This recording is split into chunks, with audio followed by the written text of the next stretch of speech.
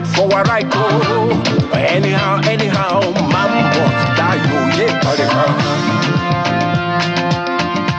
Thank you so much for staying with us. Now, Nigeria has struggled with persistent inflation for years due to so many factors.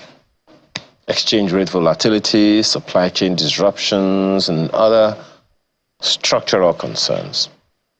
Now, this has put a lot of pressure on household incomes and reduced purchasing power, making economic recovery even more complicated. Of course, to combat the inflationary and exchange rate pressures, you can expect that the federal government will intervene, or the CBN or whoever, the authorities will intervene the best way they can. They increase the monetary policy rate through the MPC by 150 basis points at the last meeting of the MPC. So many things, of course, resulted from that. Long and short, things are expensive. Long and short, people are having a hard time, and that is for expected or predictable expenses. How about unpredictable ones and several other things? We can talk about this morning concerning the cost of living crisis. Is this the first time that we are going through a thing like this? Some will say no. What did we do before that helped us to balance out? What can people do now? Because then, I don't know if we had the kind of technology we had today, and what can be done to help people do better with things. We have three gentlemen to have this conversation with us here this morning. Monday Ashibogu. Dr. Monday Ashibogu is here with me in the studio. He is a public policy analyst. Thank you so much for joining us today. Thank you.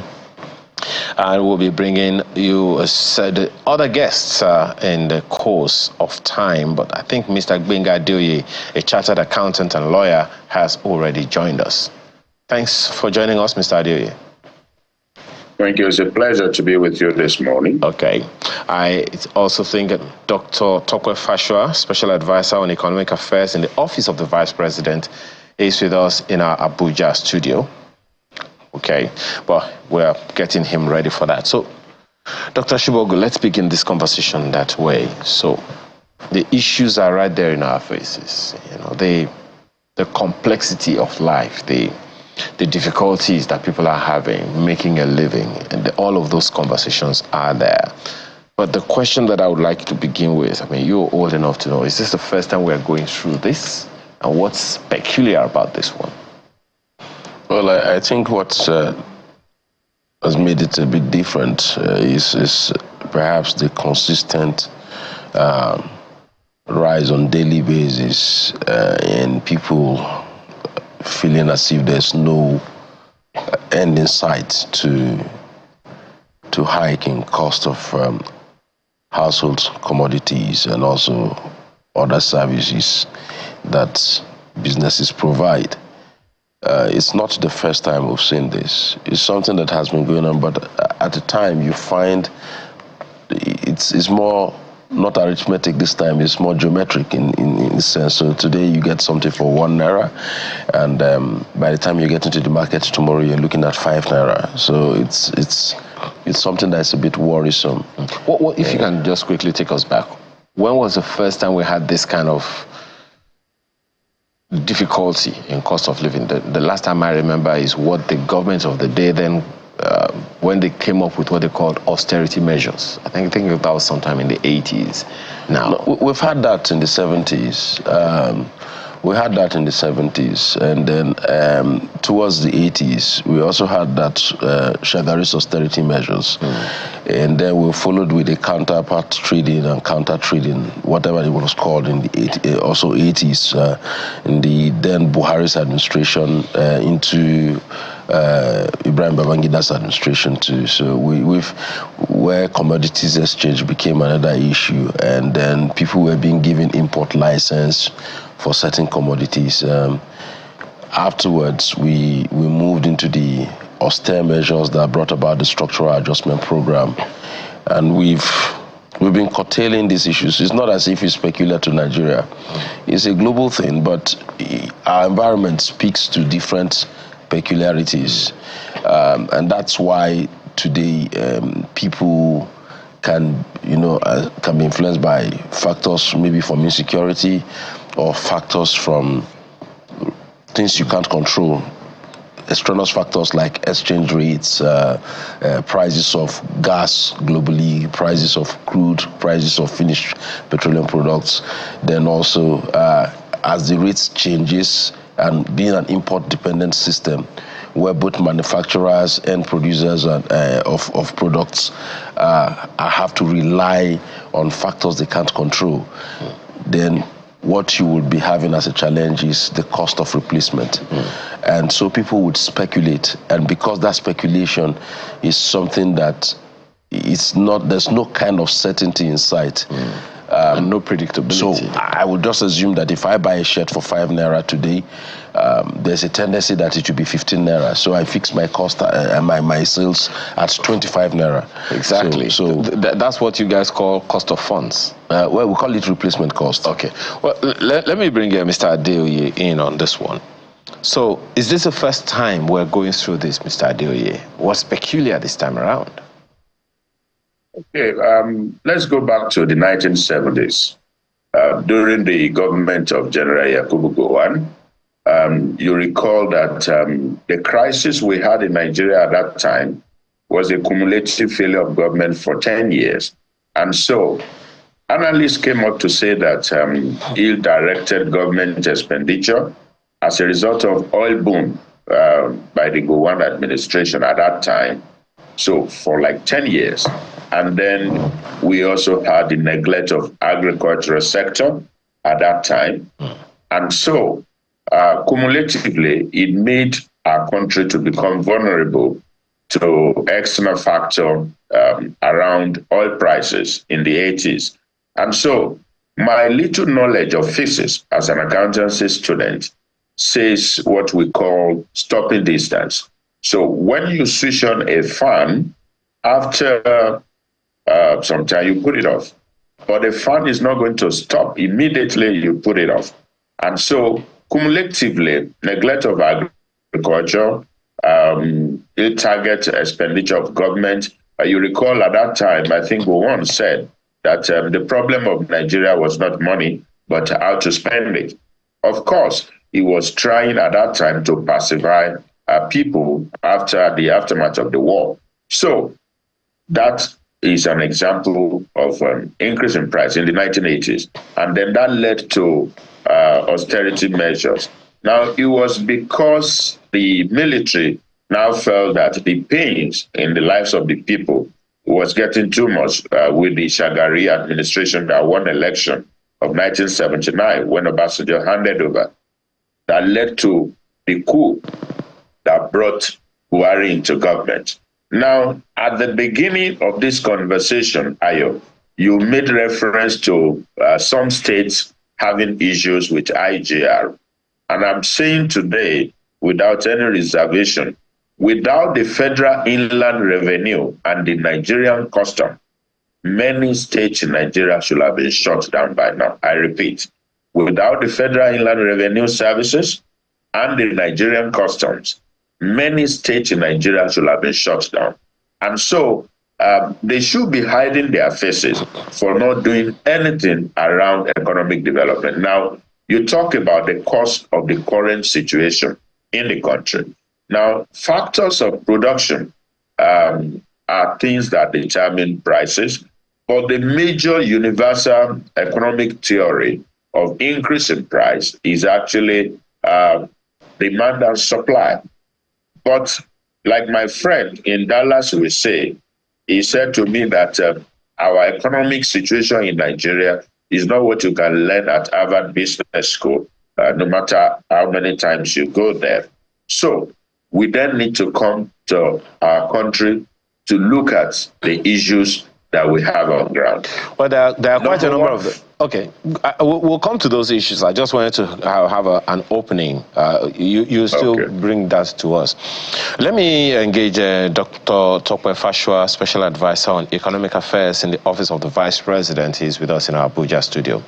Well, Dr. Fashua, government is a continuum, and I know that thinking back, when you recall the statement made by the Gowon administration at the time that our problem was not money, but our problem was how to spend it. In recent times, what we hear is our problem is more of a revenue problem, not a debt problem. And then we have this cost of living crisis. At the end of the day, whatever policy it is, macroeconomic policy, microeconomic policy, it boils down to the cost of living.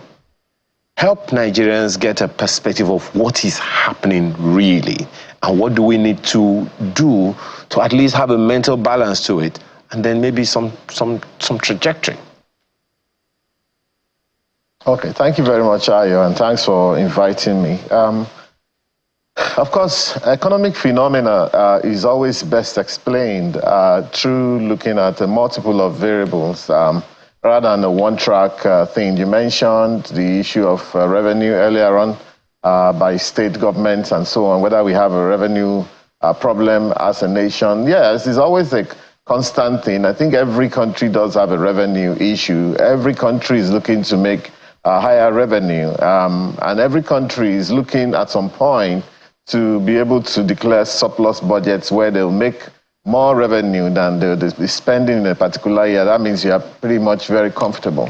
Regarding what's going on right now in Nigeria, of course, it's not a new thing. After the oil boom of the 1970s, we went into a crash. And then, of course, in the 80s, in 1979, under Shagari government, into the early 80s, we had another problem when the military came.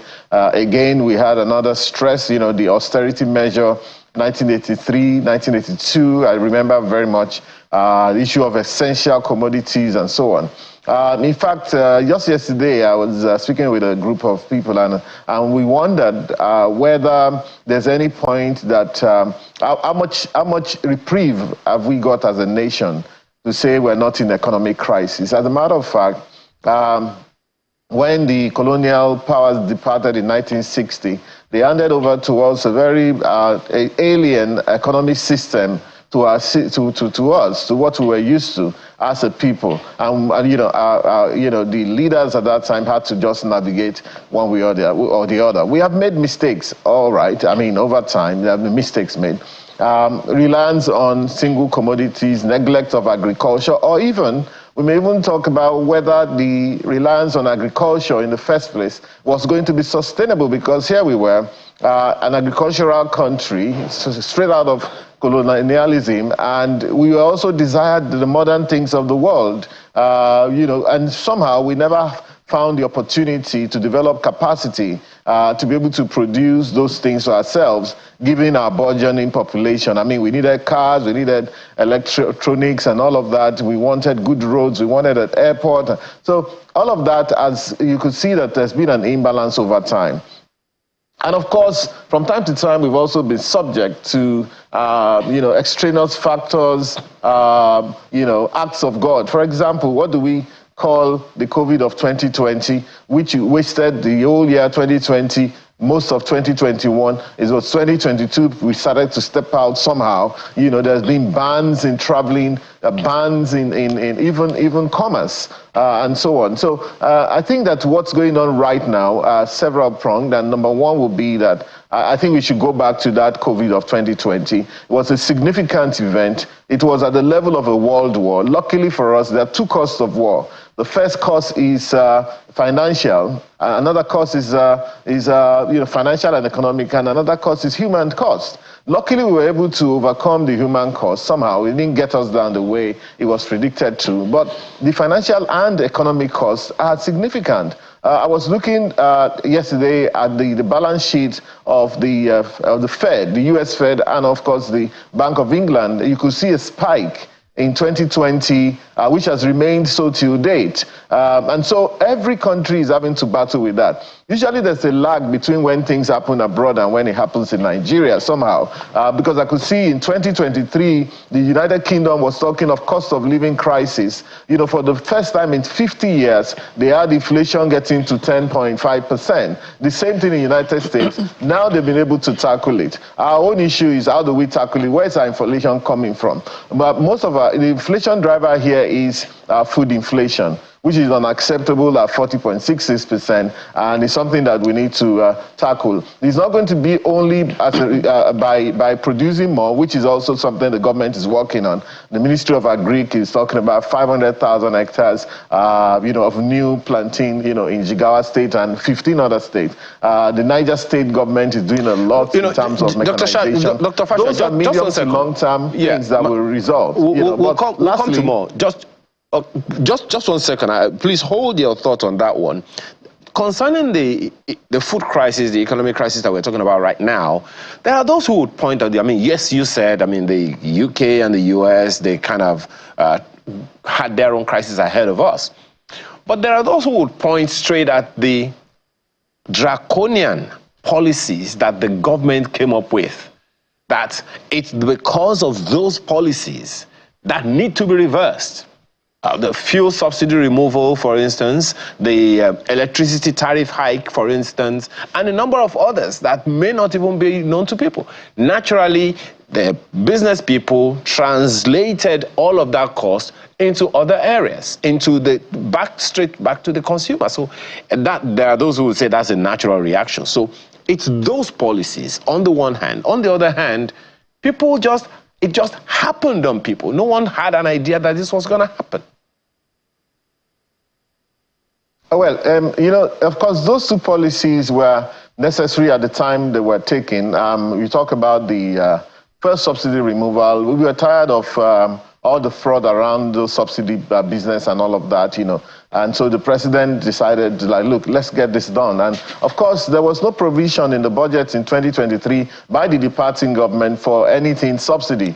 And so when the president stated that, look, subsidy is gone, it was basically a rhetorical statement to say that, look, there's no provision for subsidy payment anymore. And of course, Nigerians actually took that well, at least up to a certain point, So those are policies that needed to be taken. Of course, there could be some debate in terms of magnitude of the policy, sequencing of policy and all of that. And of course, the government is also a listening government. There's been a few times when the government has had to say, okay, you know what, this thing is a bit too much, let's slow down on one or two of those policies, So that's that. It is true that also, but we were being enthusiastic to try and get the economy going to a much higher level.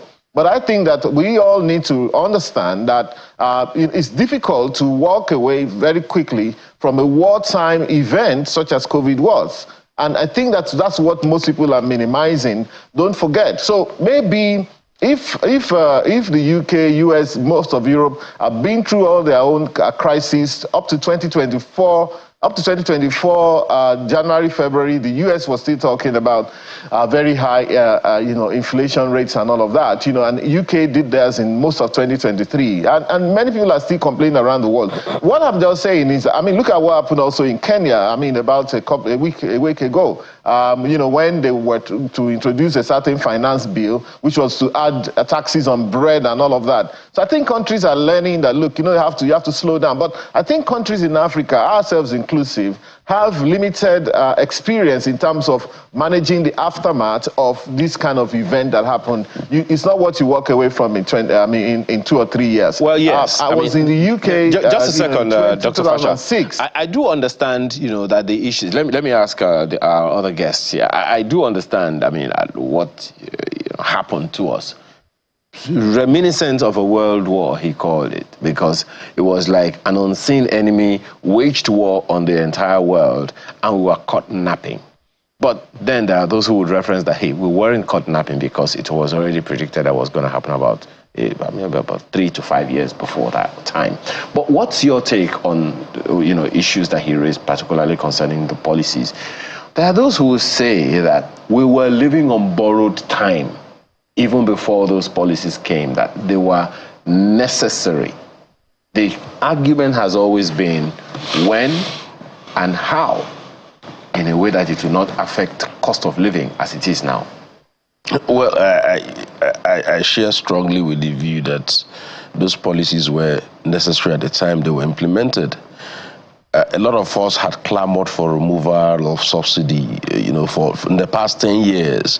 It became so much of a scandalous issue. So when the president announced that he was going to remove it, people actually jubilated about it, not mindful of the consequences that will come out. But sometimes policies needs to be implemented for us to actually see outcomes.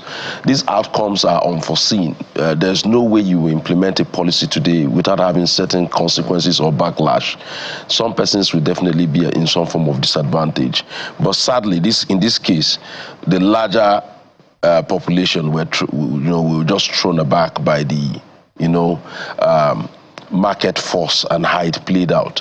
At the time the subsidy was being removed, also was the time the naira needed to be defended. And since we had a free fall and the market just went bonkers, there's nothing you could have done. I think what we haven't done for a long time is that we've always lived with the impression that we have an isolated system that is prone to survive any kind of thing thrown at us. I recall a former CBN governor who is currently the governor of Anambra State saying at the time we had this global financial crisis that those shocks, Nigeria was immune to them. And at the end of the day, he was compelled to get banks to recapitalize. And we saw what happened and how some persons tried to be smart by half also, by upstaging the Nigerian stock market. So we will expect that there should be some form of buffers. Sadly, the buffers we have in place is just like throwing a stone into the river and expecting that the ripple effect will go as far as we want. The ripple effects of whatever buffers we've done now, it's like as if it's insignificant. I've been witnesses to government policies, government interventions, both at state and at the national level, to see how people can be elevated from this aftermath of policies that have been implemented. But when you look at the percentage and you look at the population and you look at the implementation, then we have a challenge. I'll give you an instance. There are 25 local governments in Delta State, right? In one local government having about 10 wards, and in one ward, just the distance from the main roads to the end of that town is 16 kilometers. And you have one primary healthcare center. And when you come to administer issues like relief and palliatives, that place was the rallying point. The primary healthcare center, despite the fact that it's at the middle of a town, is another 12 kilometers from another community. And you're looking at people who have been impoverished, who are downtrodden, to walk 12 kilometers to pick up these relief materials and go home. So by the time you get there will be chaos. Now, we have that same example I've given to you all around the country. So whenever you have issues, you hear that they've given out 50,000 bags of rice to the community, or the customs is doing this. You could also see from the stampede that happened at the customs warehouse, where at the time they were giving out some relief materials to persons living with disabilities and some persons who were seen as part of the vulnerable population. Today, if you're going to define vulnerability, you are not defining vulnerability by persons who earn income less than 20,000. You are also defining vulnerability by families today that earn as much as 200,000 and cannot feed the family. And that is just so that's the complex nature. So we're not looking at the exposure to vulnerability now is not about just households that earn less than 20,000 income, but households that are earning above 200 to 300,000 can take care of their families. Because of the cost of living. Because of the cost of living. So these policies, there's nothing wrong with any policy. The problem is, how do we deal with outcomes and the consequences of every policy? A lot of people have said, "Oh, you took out subsidy without creating a buffer." They were buffers, but those buffers were just like throwing a stone into the sea. So, okay, Dr. Adeoye, let me ask you this. What's your take? I mean, you also listen to Dr. Fasher and some of the issues that he raised. I'm an accountant and I'm a lawyer, so I look at things from two angles. Number one, the degree of vulnerability of an economy is a function of the shock absorber that is in place. Now, when you talk of vulnerability, you are now looking at, in accounting, we call a degree of responsiveness of a given factor to changes in another factor. Now, these factors could be external or internal. Now, for Nigeria, the one we had between 1970 and 1980 was an external factor, drop in the prices of oil. Now, what happened in the 80s was because the government, the military government, was not investing seriously on agriculture, was neglected. Industrial revolution and investment was not done properly. The Ajaokuta issues, we spent a lot, but we are not getting what we should get, which would have led to producing cars in Nigeria. Now, let's come back to the recent times, from last year till now. Now, the vulnerability of the economy to three changes is actually what is causing this inflationary trend we have, an increase in prices. But I will mention the fourth one, which is insecurity in the north. Number one, when subsidy was removed, prices of petrol went up. And so it increased prices of goods and services. When Naira was floated, it increased the cost of imported items into the country, which includes finished goods and essential raw material for production.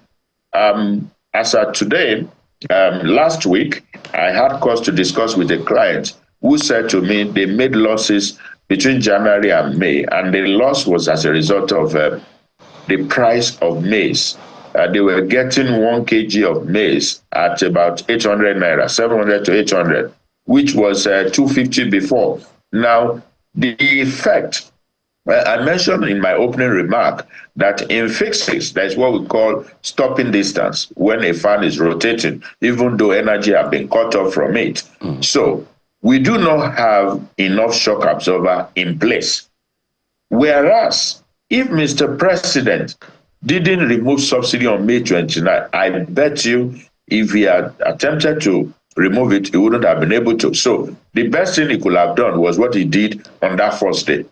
But the effect we are having in the country is not only largely dependent on the fuel subsidy removal. No, it is because most of the items that we are importing are also very essential. So it was the war between Russia and Ukraine that made us to see that, large supply of foods come from Ukraine. And so you then discover that we don't have enough rice in the country. So you notice that prices of rice now moved up to as much as 80,000, 75,000 because of exchange rate. So I would say that the degree of vulnerability of any economy is going to be dependent on the shock absorber that you have put in place. But the shocks, my apologies, Dr. Adeoye, the shocks seem to have been absent for a very long time. Yes, that's what we are saying. Yeah, I know. Just a second. So you are talking about productivity. Dr. Fasher has also mentioned productivity as an element, not the main, but as an element of curbing the crisis that we are having on our hands now. Now, at the end of the day, it comes back to us as a people, whether or not we know what to do or what not to do. So The issue here, my mind goes to the Ajaokuta steel rolling mill. In the course of the week, we looked at the wind farm that was supposed to have been erected in Katsina State as far back as 2007 or thereabout, and we're still talking about that right now. It's not nowhere near being completed. The Ajaokuta plant is also there. So we seem to have a perennial dearth of infrastructure that can sustain any of the initiatives that we're talking about. Where do we go from here? Because I'm asking this because so that people can understand that the cost of living of buying a sachet of water for 50 naira instead of 20 naira or 5 naira goes to all these macroeconomic issues. Help us understand that, and let's begin to coast home to solutions. Okay, the solution is this, because I spoke about two factors, internal factors and external factors. Now, the internal factors, we can control that. And the only way to control that, I'm sorry to all our governors, I know they may not like what I want to say now. What custom and federal inland revenue is bringing on the table that is being shared by all the governors? Now we're sharing over $1 trillion every month. The effect of this over $1 trillion, you cannot find it in most of the states. So my advice to Mr. President, let's sit down together and say, how do we quickly put certain measures in place? If we are doing ranches in the north to make sure that livestock are produced properly, if we are setting up shoemaking, like you made reference to Abba, you come to Southwest, cocoa and all the rest, investment in technology, before we do our sharing every month, can we take 10% out of this money, funds available for sharing, and then we distribute evenly to the 6 geopolitical zones, and we set up, factories that can create jobs that will also add value to the economy. These are the shock absorbers that must be in place. For example, if government is deliberate about, say, tomato production, pepper production, maize production, and then we are investing. I'm not saying government should own the entities, but government taking 10% out of what is available for sharing, calling all the business people together and saying, look, we want to industrialize Nigeria. And you base that on the comparative advantage of the respective state. So you look at the Northwest, you look at the Northeast, you look at the North Central, you look at the Southwest, you look at the South and Southeast. You just talk about the IGR of all the states in the Southeast. It's not even up to to my state, Ogun State.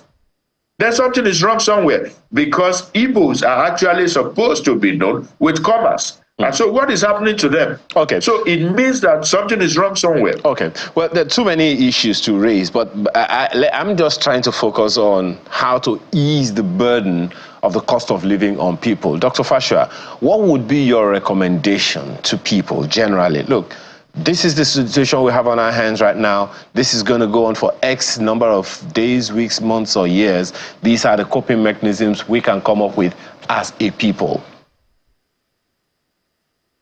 First of all, I think we should understand that inflation has started to slow down month on month, barring any untoward volatility.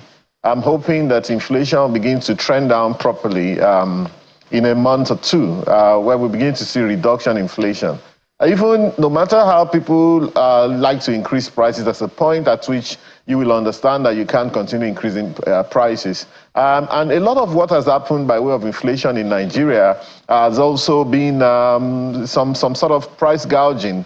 In what they call the price formation or price discovery system, it's not as sophisticated in Nigeria as it is elsewhere. So, and unfortunately, most of our markets are sellers' market. For example, food market. Everybody has to feed. Things like drugs, selling medicine, and so on. You have to take care of yourself if you are ill. So buyers can't begin to negotiate at that point in time. Unfortunately, that's where we have found ourselves. Whether even if it was rent, People need houses to stay, and so the landlords can dictate and say, this is how much I'm giving out my place and so on. So that's what we have seen. But at some point, all of that has to slow down. There's also a room for consumer protection. And even though I've seen that some people have criticized the Federal Consumer Protection Commission and Competitions Commission, there's room for them. In the United States, where I did the research, in the United States, almost every state has a law protecting consumers, from arbitrary increases in prices of food, of drugs, of clothing, of building materials, and what have you, especially in periods of crisis, such as where we are. Equally in the United Kingdom, that's for that. So now, part of the things Nigerians must now understand is this. We're transiting, this is a sort of transition into the kind of modern economy that we're aspiring to. It's a painful transition. A lot could still be done to ameliorate the pains. The government is running around trying to give food to people. There's even cash disbursement, even though I personally prefer that we could use monies to incentivize our agriculture, expand agricultural production, take on more of our arable land, which we, according to the numbers, we're doing only 35% of that. We can move that to 60, 65%, so that we can fully incentivize agriculture and government can embark on a food program as they do in the United States. So all of that is in play right now. But also Nigerians must understand this is now the time for you to properly assess what you're doing. I gave an example. A Nigerian travels to the UK. From Heathrow, you take a black cab to wherever you are going. It takes £100 from you. You have just spent maybe 200,000 naira just taking a taxi from one place to the other. You will never see a proper Nigerian who lives in London do that. He will go down to walk a bit and go to where the tube is, and for £5 he will get to the same place, even maybe sometimes even ahead of you if there's traffic. So now is the time for us to actually analyze our spending properly, focus on what's essential. I mean, the same Nigeria, we spend a lot of money every weekend throwing parties. Even well, I mean, Dr. Fasher, there are those who would say to you... So it's a time to adjust as well. Yeah. There are those who would say to you straight up that let the... I saw a video by a young lady in Kenya who says, look, talking about budgeting, that we should prioritize essential over non-essential. There are those who would say that if we look at the 2024 budget, there are quite a number of non-essentials that maybe we should cut. And so someone is probably telling you right now, let the government start with their own austerity measures. Please don't respond to that one yet. Don't respond to that one yet. I'm coming back to you, Dr. Ashibabu. No. It's good to respond to that before you forget and, things go over that, because it's a very important statement you made. Okay. So, yeah, it's a very important statement you made, And I must say to you that, indeed, the government has been fairly frugal. We can do more. Honestly, we can. The challenges we met on ground, it was clear at the moment there were no illusions as to whether there was money or not. There was no money to spend. Of course, some of those items made it into the budget because also of the process of preparing the budget. The budget comes from different angles and so on.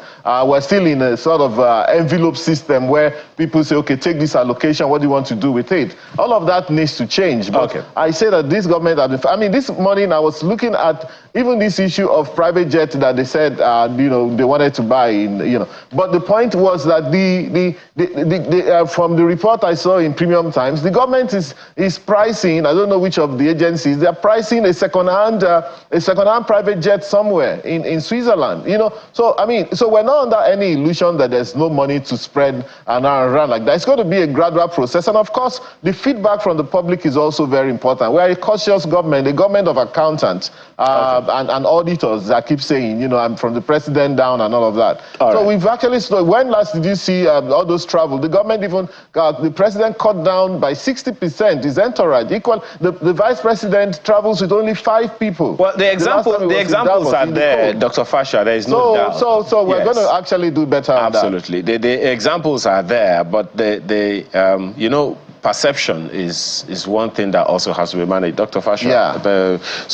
Ashibabu, I know we have very, very little time to go, but I want you to address 2 things for me. Number one, Dr. Leke Older, you may have seen that research, who came up with an idea that we should have economic blocks in Nigeria. Southwest should have a Southwest economic bloc, Northwest should have a North. And he dissipated, okay, this is the strength of this region, that is the strength of that region. It would seem like maybe 10, 15, even 20 years after, no one is even giving much thought to it. And then the thought has been given to it. The problem is, how do we sustain and implement these things? I think there's so much dependence at the national level. Nobody's asking what is happening at local governments or state levels. Well, we are asking. Because the question is why I'm saying this is that a lot of states, I think all states, if I recall, apart from the newer states that were created in 1993, they all have industrial layouts. In Lagos, some of them have been converted to churches. Those big factories are churches today. Get to Oregon Road, it's a clear example. So when you talk about hubs, economic blocks, the question is, do you create the adequate incentive? You're looking at multiple taxations, you're looking at different levies, you're looking at different... In the moment you put up a signage, it's like the whole world comes at you. So the thing is, if you are actually honest about these things and you are keen about it, you look at subnationals, you look at states and local governments. How willing are they to encourage the location of industrial layouts that would actually yield positive outcomes? Because we've seen this. People try to set up factories. You have government officials who are trying to extort from them. You have perhaps that's one of the challenges of ease of doing business. But I'd like you to speak in the next few seconds to what your own submission would be about how people can live with this cost of living crisis. What are the adjustments that you would propose? Dr. Fasha and Dr. Adeoye, they have made their own proposition. Well, sadly, the adjustment now seems to be unfathomable. Let me just put it that way, because how do you adjust from trying to buy tomato, 3 pieces of tomato for 5,000 naira to it's just out of the question. The thing is, we need to look at the enabling environment for us to get out of this. One, insecurity has accounted largely for it. We need to deal with that. If you deal with that, you won't be talking to households. People are willing to go to the farm. They can't go to the farm. I know of a community somewhere in the north. I had to interface with some women who have to go pay the village heads. Village heads have to go pay the bandits so they can have access to their products in the farm, then coming out. So those costs will be built to the products. So the thing is, it's just very simple. You deal with issues of insecurity, then you also deal with the issues of capacity. So if you don't have that in place, just forget about it. Dr. Monday Ashibagu, public policy analyst, thank you so much for your time this morning. Thank you. Dr. Gbenga Adeoye is a chartered accountant and lawyer. Thank you for your time. Truly appreciate your time. As well as Dr. Tope Fashua, special advisor on economic affairs in the office of the Vice President. Thank you so much for your time and your perspectives this morning. All right, so we're back right after now to take on our next issue. Do stay with us. Businessman Ugo Nwoke at a lavish event.